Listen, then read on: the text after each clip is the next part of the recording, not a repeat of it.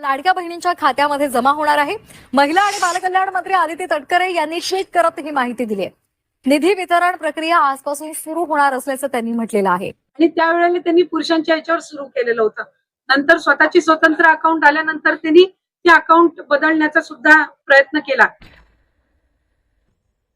आता त्या सगळ्या याच्यामध्ये ही ई-केवायसी ची प्रक्रिया ही अतिशय उपयुक्त ठरणार आहे की याच्यामधनं लाभार्थी जे जेन्युइन आहेत पैसे झालं की मग याच्यामध्ये अशा पद्धतीच्या कुठल्याही घटना ज्या 6-8 महिन्यापूर्वी झाल्या त्या होणार नाहीत।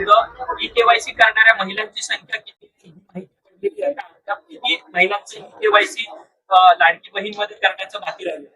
मी साधारणपणे 2 महिन्यापूर्वी 18 नोव्हेंबर पर्यंत ई-केवायसी ची प्रक्रिया पूर्ण करण्याच्या संदर्भामध्ये सर्वच आपल्या महाराष्ट्रातील लाडकी बहीण मुख्यमंत्री माझी लाडकी बहीण योजनेच्या लाभार्थी महिला ज्या आहेत त्या माता भगिनींना आम्ही त्या ठिकाणी सूचना केल्या होत्या। त्यानुसार जवळपास 1,20,00,000 अधिक महिलांची ई-केवायसी ची प्रक्रिया 100% पूर्ण झालेली आहे आणि 50 लाखापेक्षा अधिक अशा महिला आहेत ज्यांची साधारणपणे 60-70% ही जी प्रक्रिया आहे ती त्या ठिकाणी पूर्ण झालेली आहे।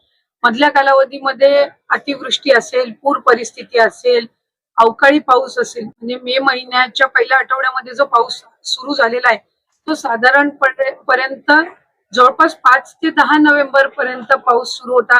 बऱ्याचशा ठिकाणी पुराची परिस्थिती सुद्धा होती, अतिवृष्टी सुद्धा झाली आणि त्या ठिकाणी महिलांचे काही असणारे जे कागदपत्र असतात, काही दाखले असतात, तर ते त्यांना म्हणजे पुराच्या परिस्थितीमध्ये सुद्धा तिथं काही भरपूरशा लाभार्थ्यांनी गमावलेले आहेत। त्या दृष्टिकोनातून आणि त्याचबरोबर ज्या विधवा महिला आहेत किंवा ज्या एकल महिला आहेत म्हणजे ज्यांचे वडील वारलेले आहेत पण डिवोर्स झालेला आहे किंवा अशा पद्धतीच्या ज्या काही बाबी आहेत तर त्याच्यामध्ये विनंती होती, सूचना होती।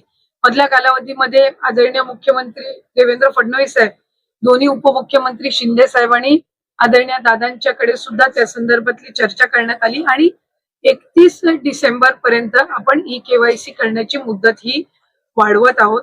म्हणजे जेणेकरून ज्या काही जिथं अतिवृष्टी झाली, पूर परिस्थिती झाली तिथल्याही महिलांना ई-केवायसी साठी त्या ठिकाणी अधिकची मुदतीतून त्यांना ई-केवायसी ची प्रक्रिया पूर्ण करता येईल।